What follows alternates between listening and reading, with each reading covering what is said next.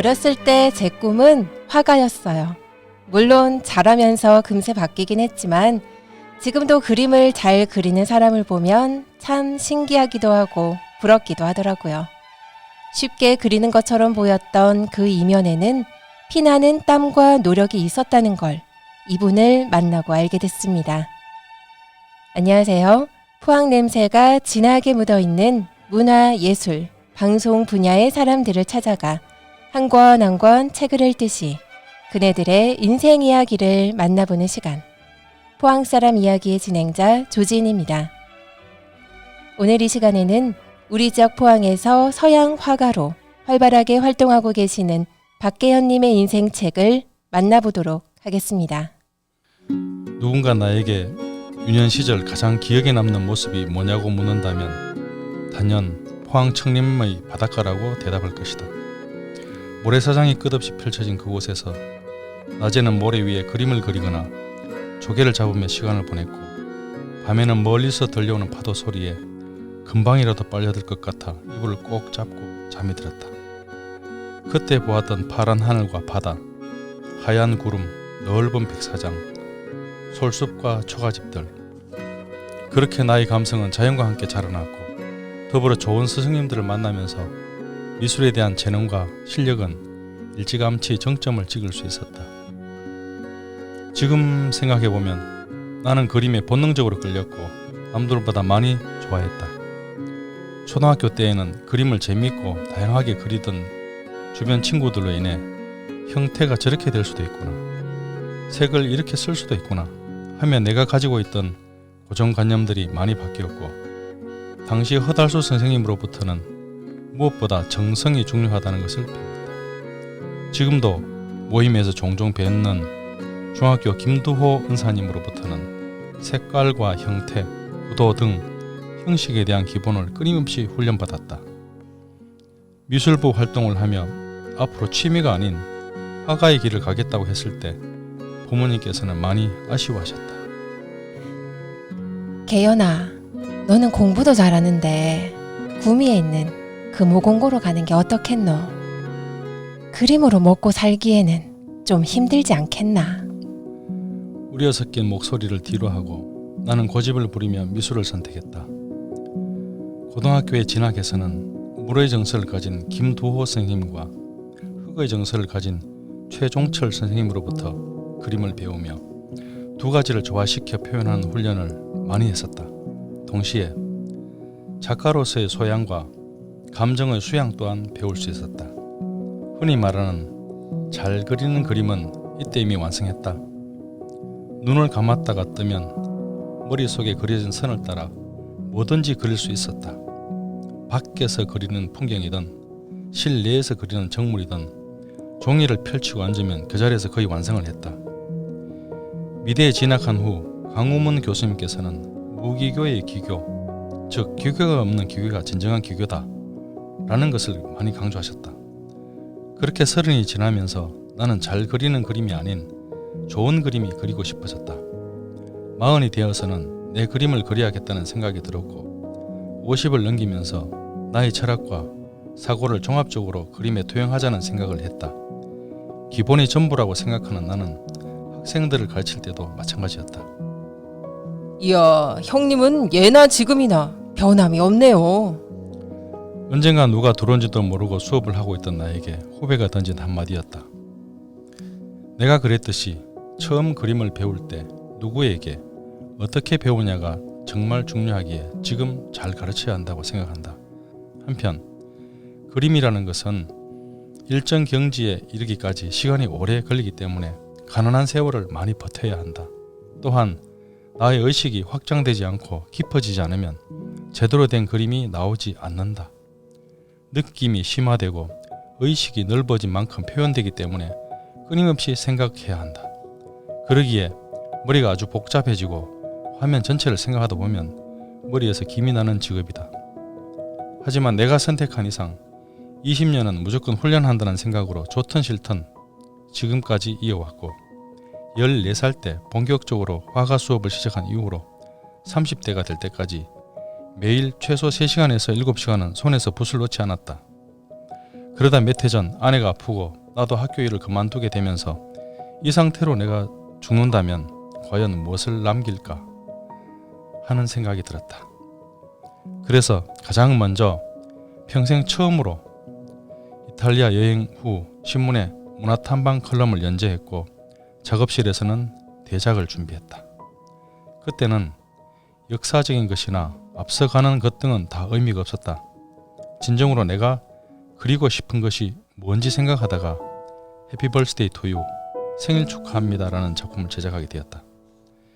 10여 년 동안 크고 작게 그려오던 장미 꽃다발을 200호 M 사이즈 260×162cm의 크기의 캔버스 속에 이 세상 모든 사람들의 생일을 1년 24절기 내내 축하드린다는 의미로 24다발을 그려 넣었다.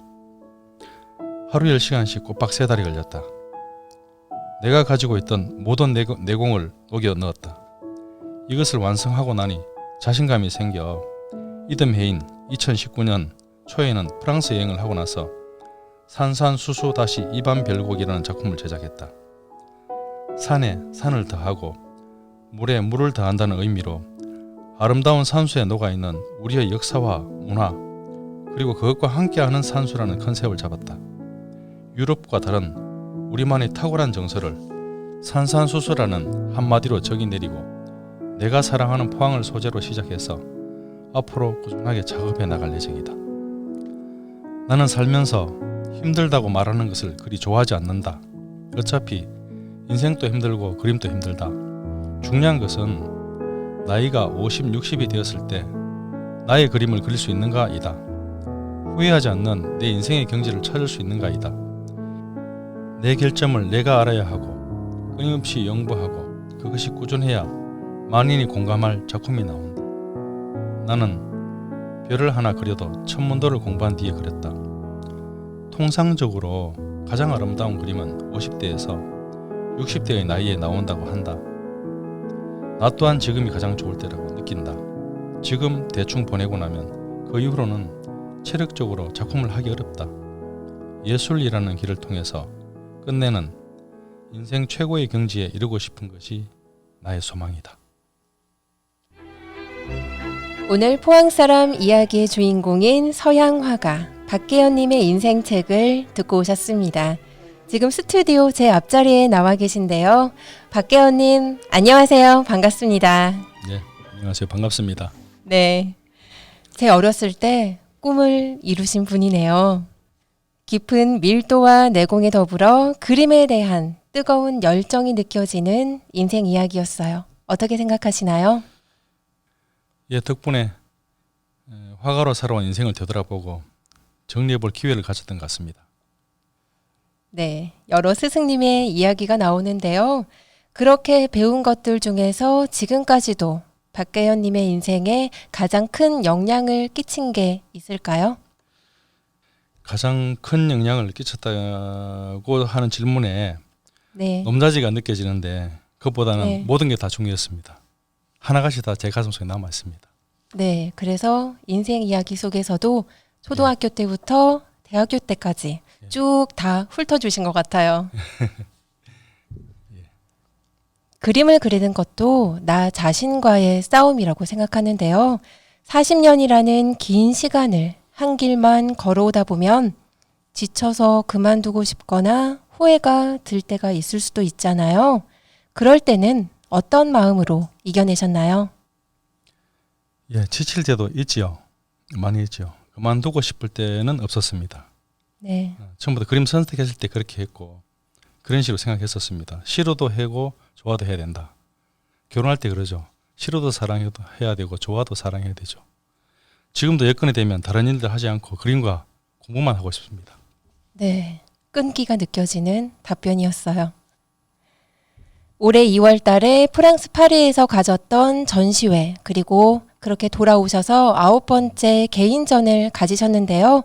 그때 이야기 좀 해주실 수 있을까요? 파리 전시는 사실 2년 전부터 진행해 왔던 전시를 올해 2월 1일부터 14일까지 2주간 하게 됐습니다. 네, 파리 시내에 있는 그 에펠탑이죠, 그죠? 에펠탑 근처에 있는 라이마트 갤러리라고 조그마한 갤러리가 있었습니다. 여기서 3인 3색이라는 제목으로 3명의 초대전을 열게 되는데 현지에 많은 분들이 또 방문해 주셨고 개인적으로 뭐 또 따로 큰 갤러리에서 또 개인전 제의도 받았습니다. 네. 코로나 사태가 이제 진정되면 진행할 것 같아요. 원래 10월 지나서 전시하기로 했는데 코로나 사태가 이만큼 커질 줄 몰랐죠. 그리고 9번째 개인전은 연일 중명에 있는 제이드 826이라는 갤러리 카페에서 3월 1일부터 4월 30일까지 2달간 초대 전시회를 열게 됐습니다. 꽤 긴 기간 동안 하신 거네요. 예. 주로 유화를 그리시는데요. 예. 유화란 어떤 건지, 그리고 박계현 님이 생각하는 유화의 매력은 뭘까요? 일단 유화로 가면 먼저 그리기는 쉬운데 나중에 어렵습니다. 유화는 천을 입힌 캔버스 위에 유성 물감을 써갖고 작업을 하는데 색깔을 네. 한번 제대로 내는 데만 몇 년의 훈련이 필요합니다. 근데 한번 색깔을 내기 시작하면 그 어떤 재료보다 깊고 선명한 맛이 납니다. 그 매력에 좀 푹 빠졌다고 볼 수 있겠죠. 물을 전혀 사용하지 않고 기름을 사용해서 예. 네, 하는 거 맞나요? 예, 맞습니다. 네, 동서양의 철학과 역학 등 다양한 분야를 공부하셨다고 들었어요. 미술을 하는데 어떤 도움이 되나요? 서양화를 일단 전공을 하면 서양 미술사를 공부하게 됩니다. 뭐 하나의 작품이 나오게 되는 시대적 배경이나 그 시대의 사회와 철학, 사상 다 함께 공부하게 되겠지요. 고대에서 중세를 지나 근현대에 이르는 과정에 있어서 특히 산업혁명과 세계대전은 많은 방면의 변화를 일으켰습니다. 미술도 예외가 아니었습니다. 자의적이든 타의적이든 동서가 교류하고 대립과 소통을 통해서 전쟁도 하죠. 그죠? 새로운 질서가 열리기도 하는데 동서양 철학과 역학에 대한 공부는 복잡하고 거대해진 이 세상의 정보를 이해할 수 있는 폭을 넓혀 주었습니다. 아는 만큼 보이고 보이는 만큼 그림으로 표현한다는 것처럼 앞으로도 동양의 접점에 이르는 인문학을 더 공부해 나갈 예정입니다. 네, 앞으로도 그러면 인문학에 대해서 더 공부하실 생각이라는 말씀이시죠? 예. 박계현님의 인생의 삶의 원동력이라고 해야 할까요? 사람일 수도 있고요. 물건일 수도 있고요. 어떤 하나의 기억일 수도 있고요. 그런 게 있을까요? 요거는 이번에 제가 이 질문을 준비하면서 고민을 많이 한 부분이에요. 네. 잘 말하기 싫었는데 왜요? 이 죽음이라는 명제입니다. 구스타프 클림트 그림 보면 특히 그 화려한 그림 속에 보면 옆에 늘 해골 같은 게 있어요. 죽음을 암시하는 그 우리 인생이겠죠. 특히 죽음이라는 명제는 현재 이 시간 나의 삶의 존재에 대한 선명한 인식과 창작 작업의 원동력을 가져다 줍니다. 어려운 대답을 너무 쉽게 했는지 모르겠는데 다른 말씀 하나를 하면서 이 대답을 하죠. 아모르라는 말씀 아시죠? 들어온 것 같아요. 화장품, 아모레 화장품. 네네. 예. AMOR. 이 아모르는 사랑을 뜻하는 라틴어입니다. 몰은 죽음을 뜻하는 말이고 A는 반대 또는 저항하다 뭐 이런 뜻인데 아모르가 가진 사랑의 의미는 죽음에 저항하는 행위 이렇게 되겠죠. 저는 그 말이 가슴에 와닿고 아이러니하게도 죽음에 대한 인식이 저한테는 통찰의 힘을 줍니다. 죽음에 대해서 혹시 예. 두려움을 느끼시거나 그러진 않나요? 항상 두렵죠. 그 두려움이 쉬지 않게 만듭니다. 아, 작품으로 승화시키는 예. 그런 의미로 들리는 것 같아요. 유화에 관심 있는 분들에게 그리고 박계현님처럼 서양 화가를 꿈꾸는 사람들에게 해줄 수 있는 조언 어떤 게 있을까요? 누구나 다 하는 말 저도 똑같이 할게요. 그림은 기본기가 엄청 중요합니다. 네, 인간관계도 그렇지만 기본이 전부라 해도 과언이 아닙니다. 이 기본 실기를 탄탄하게 기르면서 많은 독서와 명상을 권하고 싶습니다. 독서와 명상은 풍부한 상상력을 발휘해서 폭넓은 표현을 선명하게 해주는 원동력이죠. 사피엔스의 작가 아시죠? 유발 하라리. 유발 하라리는 하루에 1시간씩 명상을 한답니다. 작가님께서도 평소에 명상을 종종 하신다고 들었어요. 예, 조금씩 합니다. 이제 포항 사람 이야기의 공식 질문입니다. 서양화가 박계현님에게 포항이란 어떤 의미인가요? 우리 저 유명한 말 있죠. 수처작주 입처계진이라고 하는데 그냥 수처작주라고 많이 쓰지요. 뭐냐면 내가 있는 곳이 세상의 중심이다. 이것처럼 포항은 저에게 있어서 상상의 근간이고 삶의 바탕이고 전 세상에 다 자랑하고 싶은 이 땅입니다. 네, 포항 사람 이야기 오늘 이 시간에는 서양 화가로 우리 지역 포항에서 활발하게 활동하고 계시는 박계현님과 함께했습니다. 오늘 출연해보니 어떠셨나요? 덕분에 제 자신을 많이 돌아봤습니다. 좀 부끄럽기도 하고 그런데 감사합니다. 오늘 화가를 모셨는데 역사, 철학, 라틴어에 한자까지 아는 체해서 죄송합니다. 네, 오늘 다양한 분야를 경험한 시간이었습니다. 오늘 말씀 감사합니다. 예, 감사합니다.